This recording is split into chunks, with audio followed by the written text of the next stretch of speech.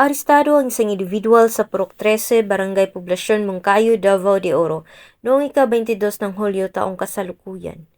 Kinilala ni Police Lieutenant Colonel Jerry T. Cabag, Chief of Police ng Moncayo Municipal Police Station, ang suspect na si alias Pio, 29 anyos at residente ng Purok 4, Barangay Salvacion, Moncayo, Davao de Oro. Ayon pa kay Police Lieutenant Colonel Cabag, naaresto ang suspek sa pakikipagtulungan ng mga tauhan ng Moncayo MPS, First Davao de Oro Provincial Mobile Force Company, RMFB 11 at Philippine Drug Enforcement Agency 11. Dagdag pa ni Police Lieutenant Colonel Cabag, na-recover mula sa suspek ang 2 pakete ng inalang shabu na may bigat na humigit kumulang 0.1 gramo at may standard drug price na 680 pesos. Isang vaccination card at buy-bust money.